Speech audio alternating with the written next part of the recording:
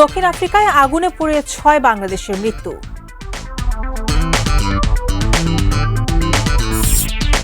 ইরানের সঙ্গে যুক্তরাষ্ট্র খুবই বন্ধুত্বপূর্ণ আলোচনা করছে দাবি ট্রাম্পের। এবং পাকিস্তানের সঙ্গে প্রতিরক্ষা সহযোগিতা চুক্তির আনুষ্ঠানিক অনুমোদন কুয়েতের।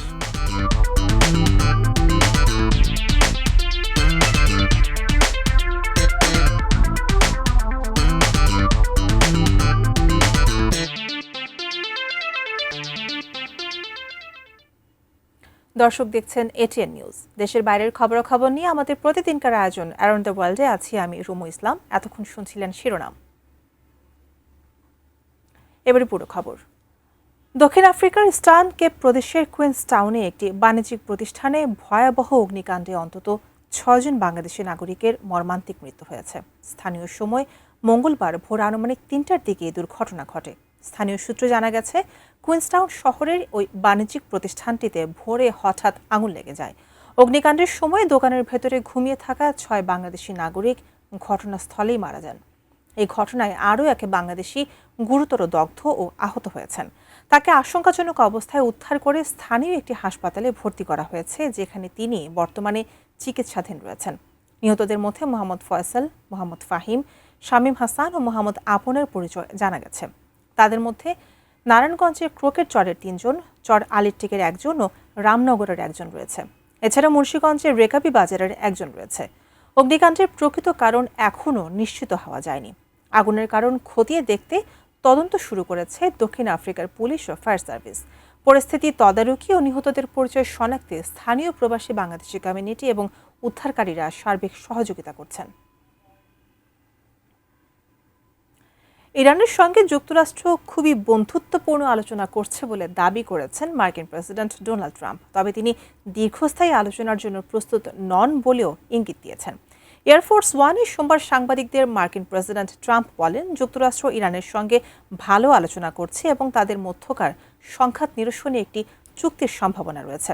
তবে তিনি সতর্ক করে বলেন, আলোচনা ব্যর্থ হলে মার্কিন হামলা আবার শুরু হবে। ট্রাম্পের দাবি প্রত্যাখ্যান করে ইরানের পররাষ্ট্র মন্ত্রণালয়ের মুখপাত্র ইসমাইল বাঘাই সোমবার বলেন, আলোচনার অনুরোধ করার খবরটি মন গড়া।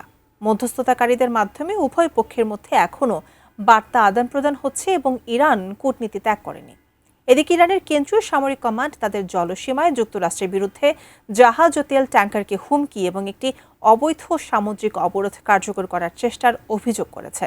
ট্রাম্পের আশাবাদ সত্ত্বেও সোমবার সৌদি আরব, জর্ডান এবং ইরাকে ড্রোন হামলার খবর পাওয়া গেছে। যুক্তরাষ্ট্রের ফার্স্ট লেডি মেলানিয়া ট্রাম্পকে হত্যা করার পরিকল্পনা নিয়েছে ইরান। এই সংক্রান্ত একটি ভিডিও চিত্র পোস্ট করা হয়েছে। একই ভিডিওর শেষ দিকে প্রেসিডেন্ট ডোনাল্ড ট্রাম্পের ২০ বছর বয়সী ছেলে ব্যারন ট্রাম্পকেও সরাসরি হুমকি দেওয়া হয়েছে। Way to kill Melania Trump নামের এই ভিডিও চিত্রটি প্রকাশ করেছে ইরানের আধা সরকারি সংবাদ মাধ্যম তসনিম হাউস। 2 মিনিটে সেই ভিডিওতে কিভাবে মেলানিয়াকে লক্ষ্যবস্তু করা যাবে ফার্সি ভাষায় সেই বিবরণ দেওয়া হয়েছে। ভিডিও চিত্রের শুরুতে নিউ ইয়র্ক সিটির সড়ক ধরে গাড়ির একটি শোভাযাত্রা দেখানো হয়েছে। ভিডিওর ধারা বিবরণীতে মেলানিয়ার হাল ফ্যাশনের পোশাকের প্রতি দুর্বলতার দিকটি উল্লেখ করে বলা হয়েছে, মার্কিন ফার্স্ট লেডির এই দুর্বলতাই তার প্রাণনাশের কারণ হবে। আরও বলা হয়েছে, মেলানিয়ার পোশাকে ভিএক্স নামের নার্ভ এজেন্ট ছড়িয়ে দেওয়া হবে। নার্ভ এজেন্ট ভিএক্স একটি গন্ধহীন তৈলাক্ত তরল এবং কোনো ব্যক্তি যদি এই তরলের সংস্পর্শে আসে তাহলে পরবর্তী 18 ঘন্টা 30 মিনিটের মধ্যে ওই ব্যক্তির মৃত্যু ঘটে। ভিডিওর শেষ পর্যায়ে ট্রাম্প মেলানিয়া দম্পতির ছেলে ব্যারন ট্রাম্পকে হুমকি দিয়ে বলা হয়েছে, এটা মাত্র শুরু ব্যারন ট্রাম্প, আমাদের জন্য অপেক্ষা করো। 3 বছর আগে পাকিস্তানের সঙ্গে সই হওয়া প্রতিরক্ষা সহযোগিতা চুক্তি আনুষ্ঠানিকভাবে অনুমোদন দিয়েছে কুয়েত। দেশটির সরকারি গেজেটের চুক্তিটি প্রকাশের মাধ্যমে কুয়েত ও পাকিস্তানের মধ্যে সামরিক সহযোগিতার নতুন কাঠামো কার্যকর হলো। কুয়েত টাইমস জানিয়েছে, 2023 সালের জুনে 2 দেশের মধ্যে সই হওয়া চুক্তিটি গত রোববার সরকারি গেজেটে কুয়েত আল ইয়মে প্রকাশ করা হয়েছে। চুক্তির আওতায় কুয়েত ও পাকিস্তানের সশস্ত্র বাহিনীর মধ্যে সামরিক প্রশিক্ষণ, শিক্ষা, গোয়েন্দা তথ্য বিনিময়, রসদ ব্যবস্থাপনা, প্রতিরক্ষা প্রযুক্তি, গবেষণা, অভিজ্ঞতা বিনিময় সহ বিভিন্ন ক্ষেত্রে সহযোগিতা বাড়ানো হবে। এই লক্ষ্য 2 দেশের সামরিক প্রতিষ্ঠানের মধ্যে সম্পর্ক আরও জোরদার করা। এই ছাড়া এই চুক্তিতে সামরিক সরঞ্জাম উৎপাদন, ইলেকট্রনিক যোগাযোগ ব্যবস্থা, বৈজ্ঞানিক গবেষণা, সামরিক গণমাধ্যম এবং সাংস্কৃতিক ও ক্রীড়া কার্যক্রমেও সহযোগিতার কথা বলা হয়েছে। চুক্তিটি 5 বছর কার্যকর থাকবে।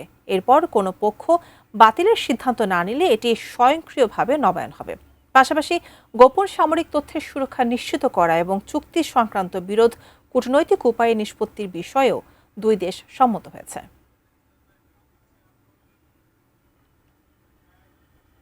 দর্শক, অ্যারাউন্ড দ্য ওয়ার্ল্ডে নিচ্ছি ছোট্ট একটা বিরতি, ফিরছি একটু পর, সাথেই থাকুন।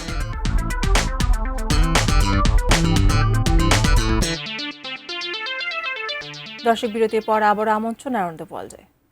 বন্যায় এ পর্যন্ত ভারতের আসাম রাজ্যের বিভিন্ন জেলায় মৃতের সংখ্যা বেড়ে 68 জনে দাঁড়িয়েছে। রাজ্য সরকারের দুর্যোগ ব্যবস্থাপনা কর্তৃপক্ষ সোমবার জানায়, বর্তমানে শিবাসগড়, গোলাঘাট, চড়াইদেও, জোরহাট ও কামরূপ জেলা বন্যা কবলিত রয়েছে। এই 6 জেলায় 4,45,000 মানুষ পানিবন্দী। সবচেয়ে খারাপ অবস্থায় চড়াইদেও জেলা। বন্যায় ক্ষতিগ্রস্তদের আশ্রয় দিতে মোট 90টি আশ্রয় শিবির খুলেছে রাজ্য সরকার। সে সঙ্গে খোলা হয়েছে 94টি ত্রাণ বিতরণ কেন্দ্র। বন্যা কবলিত দুর্গম এলাকাগুলোতে উপদ্রুতদের উদ্ধারে অভিযান অব্যাহত আছে।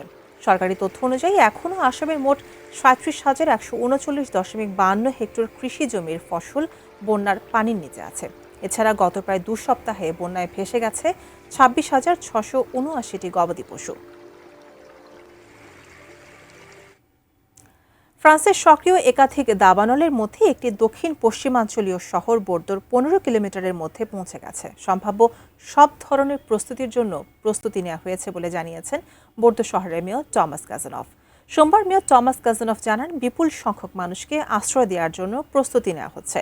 বোর্দোর দক্ষিণে অবস্থিত সেস্তাস শহরের মেয়র জেরোম স্টেফ এটিকে শতাব্দীর সবচেয়ে ভয়াবহ দাবানল হিসেবে উল্লেখ করেন। এখন পর্যন্ত এই অঞ্চলে 42,000 হেক্টর জমি পুড়ে গেছে এবং ধ্বংস হয়েছে 240টি বসতবাড়ি। চলমান তাপপ্রবাহ বুধবার সর্বোচ্চ পর্যায়ে পৌঁছানোর আশঙ্কায় ফ্রান্সের দক্ষিণ পশ্চিম অঞ্চল জিরোন্দ এবং লদে এরই মধ্যে ইয়েলো অ্যালার্ট জারি করা হয়েছে। সোমবার জিরোন্দ অঞ্চলে দাবানলে ক্ষতিগ্রস্ত এলাকা পরিদর্শন করেন ফ্রান্সের প্রেসিডেন্ট ইমানুয়েল ম্যাক্রো। দেশ নজিরবিহীন দাবানলের মুখোমুখি হয়েছে বলে মন্তব্য করেন তিনি। দ্বিতীয় বিশ্বযুদ্ধের পর ফ্রান্স সবচেয়ে ভয়াবহ পরিস্থিতি মোকাবেলা করছে। জাপানের দক্ষিণাঞ্চলীয় কুমামোতো প্রদেশে 7.1 মাত্রার শক্তিশালী একটি ভূমিকম্প আঘাত এনেছে। এরপর সেখানে সুনামি ও আফটার শকের সতর্কতা জারি করা হয়েছে। জাপানের আবহাওয়া সংস্থা এক বিবৃতিতে জানায়, মঙ্গলবারে এই ভূমিকম্পের পর 3 ফিটের বেশি উচ্চতার ঢেউ আঘাত আনতে পারে বলে একটি সুনামির সতর্কতা জারি করা হয়েছে। জাপান সরকার কিউশু দ্বীপের Kumamoto, Nagasaki, Kagoshima, Fukuoka, Saga, Oita এবং মিয়াজাকি প্রিফেকচারে ভূমিকম্প সতর্কতা জারি করেছে। কিউশুর বিদ্যুৎ বিভাগ জানিয়েছে, ভূমিকম্পের ফলে প্রায় 40,000 বাড়িতে বিদ্যুৎ সংযোগ বিচ্ছিন্ন হয়ে গেছে। অন্যদিকে রেলওয়ে কোম্পানি জেআর কিউশু জানিয়েছে, তারা তাদের দ্রুতগতির বুলেট ট্রেন সহ অন্যান্য পরিষেবা স্থগিত করেছে। জাপান বিশ্বের অন্যতম ভূমিকম্প প্রবণ দেশ, যেখানে প্রতি 5 মিনিটে অন্তত একবার কম্পন অনুভূত হয়। দর্শক, এই পর্যায়ে নিচ্ছে আরও একটি বিরতি। ফিরে এসে অন্যান্য খবরের সঙ্গে আরও যা থাকবে। ভারতের উত্তর সীমান্তে 5ম প্রজন্মের জে-20 যুদ্ধ বিমান মোতায়েন করেছে চীন। এবং মামলা নিষ্পত্তিতে $550 কোটি দিতে সম্মত জনসন অ্যান্ড জনসন।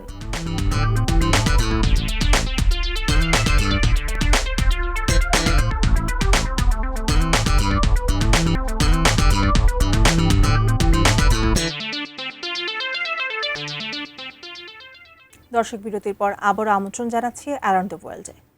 ভারতের উত্তর সীমান্তে 5ম প্রজন্মের অন্তত 11টি জে-20 যুদ্ধবিমান মোতায়েন করেছে চীন। এনডিটিভি সোমবার এক প্রতিবেদনে জানায়, ভারতের সঙ্গে সীমান্তে অত্যাধুনিক এই যুদ্ধবিমানের সংখ্যা ও মহড়া বৃদ্ধি করেছে বেইজিং। মহাকাশ ভিত্তিক ডেটা বিশ্লেষণকারী প্রতিষ্ঠান ভেন্টরের নেওয়া উপগ্রহ থেকে পাওয়া সাম্প্রতিক কিছু ছবিতে দেখা গেছে, গত 9 জুলাই শিনজিয়াং উইঘুর স্বায়ত্তশাসিত অঞ্চলের হোচান বিমান ঘাটির রানওয়েতে 7টি জে-20 বিমান সারিবদ্ধভাবে রাখা ছিল।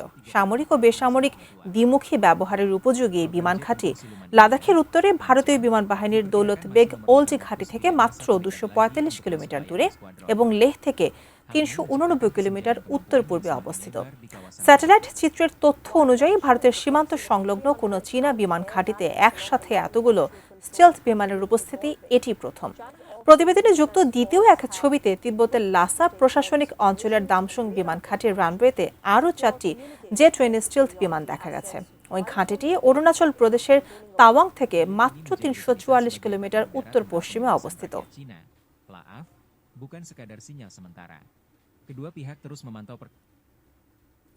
মেক্সিকোর রাজধানী মেক্সিকো সিটিতে প্রেসিডেন্ট প্রাসাদের পাশে গোলাগুলি হয়েছে। এতে একজন নিহত, অন্তত 2 জন আহত হয়েছেন।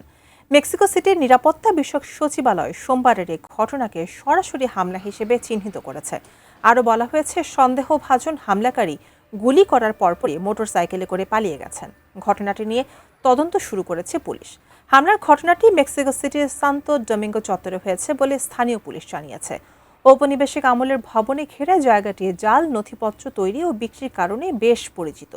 মেক্সিকোয় মাদক পাচার চক্রের নিয়ন্ত্রণে থাকা এলাকাগুলোয় এমন গোলাগুলি ও হতাহতের ঘটনা খুবই সাধারণ একটি বিষয়। তবে রাজধানীতে, বিশেষ করে প্রেসিডেন্ট প্রাসাদের পাশে এমন ঘটনা বিরল। যুক্তরাষ্ট্রে হাজারো মামলা নিষ্পত্তি করতে $5.5 বিলিয়ন বা $550 কোটি পর্যন্ত দিতে সম্মত হয়েছে জনসন অ্যান্ড জনসন। ট্যাল্ক ভিত্তিক বেবি পাউডার ব্যবহারে ডিম্বাশয়ের ক্যান্সার হওয়ার অভিযোগে এসব মামলা করা হয়েছিল।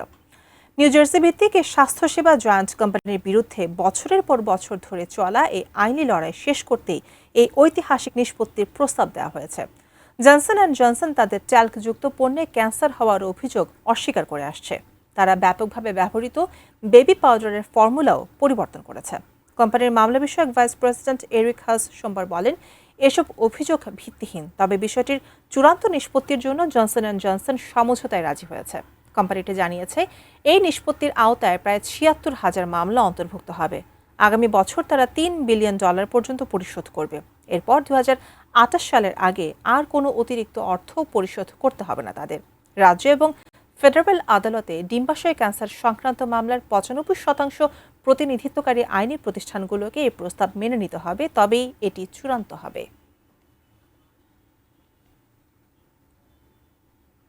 বিমানের ভেতর ধোঁয়া দেখতে পেয়ে ভারতের গুজরাটের রাজকোট বিমানবন্দরে জরুরি অবতরণ করেছে দেশটির বেসরকারি বিমান সংস্থা ইন্ডিগো এয়ারলাইন্সের একটি বিমান। বিমানটি ভারতের মুম্বাই থেকে সংযুক্ত আরব আমিরাতের দুবাইয়ের উদ্দেশ্যে রওনা হয়েছিল।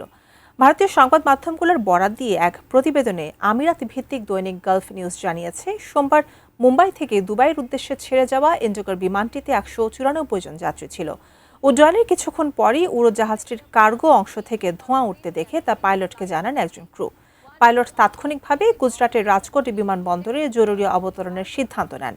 বিমানের 194 জন যাত্রীর সবাই সম্পূর্ণ অক্ষত ছিলেন। রাজকোট বিমানবন্দরে নামার পর তাদের জন্য বিকল্প ফ্লাইটের ব্যবস্থা করেছে ইন্ডিগো এয়ারলাইন্স। ঠিক কী কারণে বিমানের কার্গো অংশ থেকে ধোঁয়া উঠছিল সে সম্পর্কে কিছু জানা যায়নি। ইন্ডিগো এয়ারলাইন্স থেকে দেওয়া এক বিবৃতিতে বলা হয়েছে, ধোঁয়ার উৎস ও কারণ অনুসন্ধানে তদন্ত শুরু করেছে কোম্পানি কর্তৃপক্ষ।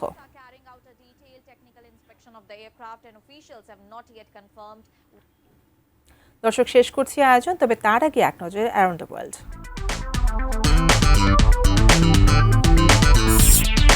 দক্ষিণ আফ্রিকায় আগুনে পুড়ে 6 বাংলাদেশের মৃত্যু।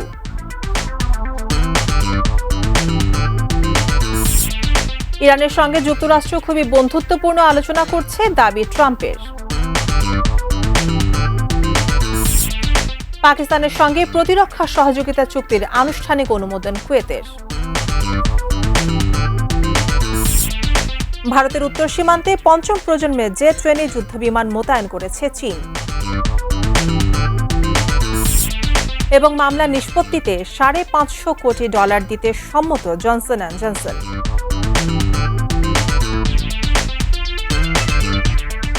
দর্শক, এই ছিল অ্যারাউন্ড দ্য ওয়ার্ল্ড থেকে সর্বশেষ খবর। এতক্ষণ সঙ্গে থাকার জন্য আপনাদের ধন্যবাদ।